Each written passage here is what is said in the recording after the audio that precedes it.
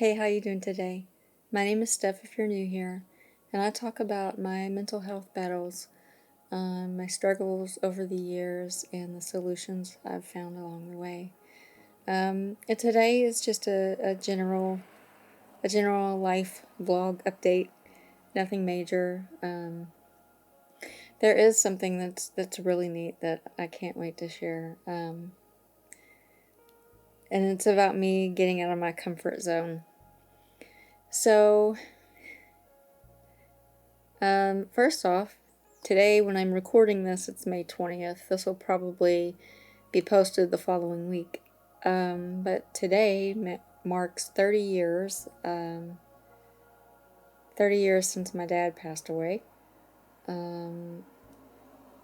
This is the first year in a lot of years that it was in my awareness the day of. The last 5, 6, 7 years, it'll be a couple days later that I'm like, oh yeah, that was the anniversary of Dad's death. I think it's more on my mind this year because I lost my Uncle Butch at the end of February, and that was my dad's brother. And then, of course, losing my friend in April. So, death is on my mind, obviously. I'm in a grieving period right now, so, but again, it's not bringing me a lot of sadness. I mean, I've had 30 years without him. Most of my life I've known without him. I do wish sometimes that I could hear his laugh, and wish I could know him as an adult. I didn't feel like I understood my dad in a lot of ways, and that he didn't understand me. I was a mama's girl, but I didn't feel good enough for him. I didn't feel like he liked me. But I know that wasn't the case. That was me being, my early teenage years, because I was 14 when he passed away. That was just me being a teenager. So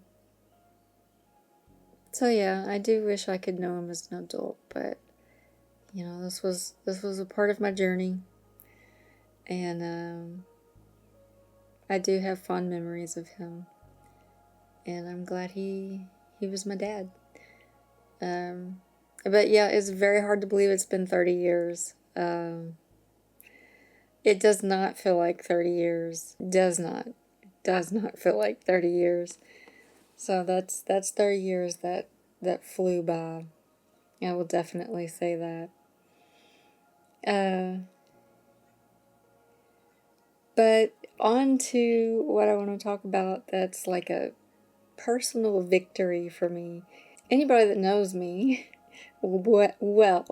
anybody that knows me well knows I am not a fan of driving. I do not like driving places. I do drive. I drive where I need to drive, and generally it's around my neighborhood, or if I have an appointment I have to make and I have no choice but to drive there. Sometimes, especially if the appointment is downtown, I try to get someone to give me a ride, because it is so much anxiety when I drive. Well, a couple weeks ago, I decided that to make some extra cash, DoorDash. I am now driving for DoorDash, and you could not have told me, I don't know, probably even a couple years ago, this is something I would do. But it turns out I absolutely love it. I have not freaked out. I have not been in a state of anxiety. I know part of my anxiety started to fade. I've noticed my anxiety fading with driving when I quit worrying about being judged by other drivers. I am taking my time and trying to safely get from point A to point B. If I piss you off in the process, that's your problem. But noticing that, I thought it was time to give this a shot. And, even though it hasn't been too far out and it's mainly been in areas I'm familiar with on some level, maybe not extremely familiar, but I've been there. What I thought would make me super nervous is following directions and just not knowing where I'm going. Because usually when I have an appointment to a new office, I will look at Google Maps and I will study the map. I will pull it up on Street View. I will look at all the buildings that I'm looking for when I'm driving. I mean, I've really planned this out. So, this is huge for me, and I find it really freeing. It's liberating. So no longer is this fear holding me back. Is this something I'm going to do long term? Probably not. This is just for now. But the fact that it's an option now to make extra money, I mean, this was just another instance of why can't I be like most people? Gosh, if I could just drive and deliver things. I mean, if I wasn't afraid of driving, I think I would like that job, because you're just in your car listening to your music going from point A to point B. And yeah, I mean, yeah, I really do like it. So yeah, I don't really know what got me to go, we're doing this. We're doing this. It was just kind of a out of nowhere decision one day, kind of like when I started A Moonlit Canary. It was just, I need to do that. Yeah, let's do it. And I acted on it. And I'm super glad I did. Because it's been going really well. I mean, the business has been growing. I wish I could say it's exploded and I'm a multimillionaire already. But I don't know that I am vibrating in a frequency that I could handle that quite yet. So it is growing as I'm growing. But yeah, so this was I'm gonna do that, and I'm really enjoying it. So if you're someone out there that has a lot of, I don't know that I could. I wish I could, but I don't think I ever could. Know that you can. I mean, a lot of it is just your head. You're worrying, because anxiety comes from worrying about future situations. So you're playing scenarios in your head, all the possible scenarios of what could happen, and usually they're bad scenarios. And that's what leads to all the anxiety. You're focused on what could possibly go wrong in the future. Well, at least that's where my anxiety was coming from. But I have heard that from other people, that depression is living in the past and anxiety is living in the future. Or focusing on the past and focusing on the future. And I have found that to be very true. When you quit, as far as depression, when you accept the things that happened in the past and let it go, that depression eases. Now, getting to that point is a whole nother story. It's not as easy as, well, I accept that.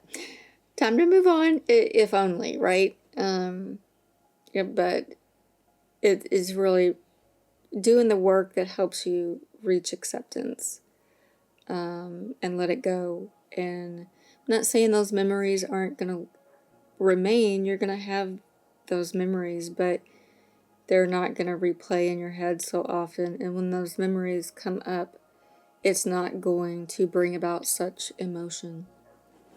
And as far as anxiety, when you just trust that it will work out as it's meant to, and you'll be okay, and not make up things in your head, because I cannot tell you the scenarios that would come up in my head.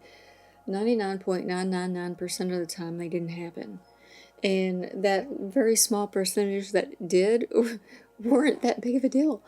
They were not that big of a deal. I wanted to share this today, that I have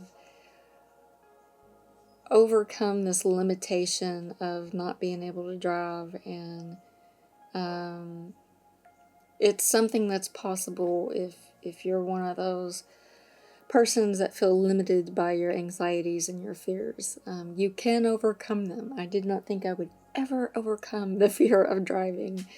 I mean, my mom had to force me to get my driver's license. What teenage kid do you know that is not excited to get their driver's license? And I don't know, maybe you see it more now, because I do see a lot of young adults that don't have a driver's license yet. But like, I was a teenager in the 90s. That's not something you saw. And she had to force me, because she's like, you're a mother. I was 17 when I got my driver's license. She's like, you're a mother and you're going to have to take your child to the doctor. You need a driver's license. I'm like, okay, I don't want to do this. And usually if I have driven outside of my comfort zone, it's been for my child. Yeah, only for my child. The rest of y'all can bite me. That's how it's been. So I don't know. I'm super proud. And I hope this is encouraging to somebody else out there that might be going through something similar. And I'm telling you, I've had that anxiety since I was 16, 17 years old, and I'm 44, and just overcoming it. So hopefully if you're younger going through that, you're able to overcome it way before I did. But just know, if you're someone that is a little older and you're like, well, I've had this anxiety for 30 plus years, I'm never over. You can overcome it. You can. It's awesome. But yeah. Okay, I'm going to leave it there. Make this about a 15-minute video. The next one, I want to come back and talk about how I use tarot cards for shadow work and just self-reflection. I know a lot of people use, or they think of tarot as just woo-woo prediction stuff, and I'm not saying I haven't used it for that. I have, but mostly it's a psychological, self-reflecting tool for me. And oh, hi, Muffin! My cat jumped up to look out the window and startled me. But yeah, to me, it's been one of the most powerful tools to help me in my healing journey. I want to show some of the decks I've used and share kind of how I have used these cards to dig into my psyche and better understand what's going on inside of me. So that should be the next video. Okay, well, I'm going to leave it there, and I hope you are doing great and having a great week, and have a wonderful weekend. And if you like this video, give it a like. Don't forget to subscribe if you're not yet, and share it if you think it'll help someone else out. Alrighty, I love you, and I'll see you in the next one. Bye.